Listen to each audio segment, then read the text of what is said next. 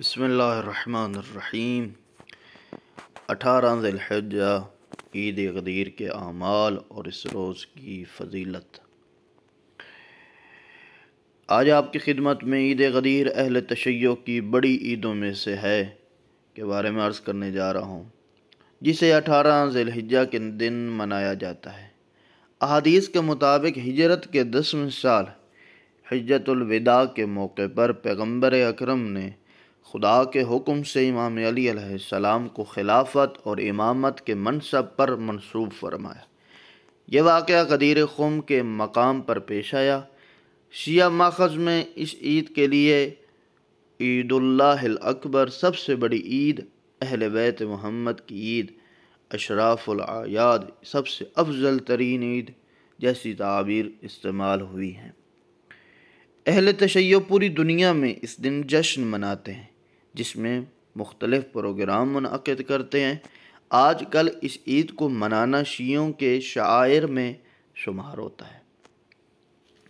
اعمال: روزہ رکھنا، غسل کرنا، زیارت امین اللہ پڑھنا، دعائے ندبہ پڑھنا، مومنین کا ایک دوسرے سے ملاقات کے وقت اس تہنیت کا پڑھنا، الحمدللہ الذی جعلنا من المتمسکین بولایت امیر المؤمنین والائمۃ المعصومین علیہم السلام، نئے اور پاک و صاف لباس پہننا، زینت کرنا، عطر وغیرہ استعمال کرنا، صلہ رحم، اطعام مومنین۔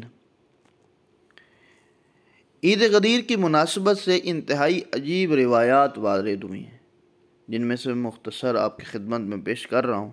مثلاً یہ روایت امیر المومنین علیہ السلام نے فرمایا، اس دن روز غدیر 1 درہم خرچ کرنا دوسرے دنوں کے 1,00,000 درہم یا اس سے بھی زیادہ خرچ کرنے کے برابر ہے۔ یعنی عام دنوں میں جتنا بھی خدا کی راہ میں خرچ کریں 10 نیکیوں کا ثواب ملے گا، لیکن غدیر کے دن اس نیکی کا 1,00,000 برابر اجر ملے گا۔ امام جعفر صادق علیہ السلام نے فرمایا، غدیر کے دن کے اعمال میں سے ایک عمل یہ ہے کہ مومن پاک و پاکیزہ اور اس کے پاس موجود مہنگا ترین لباس پہنے۔ امام جعفر صادق علیہ السلام نے فرمایا، ایک مومن کو روز غدیر کھانا کھلانا ایسا ہی ہے جیسے 10 لاکھ پیغمبروں اور صدیقوں کے، جس میں سب سے پہلے خود ائمہ معصومین علیہم السلام بھی شامل ہیں، اور شہداء اور صالح افراد کو کھانا کھلایا ہو۔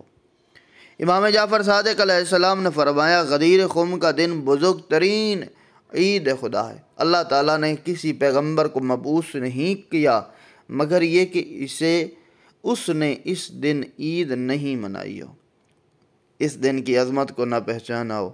اس دن کا نام آسمانوں میں روز احد ہے۔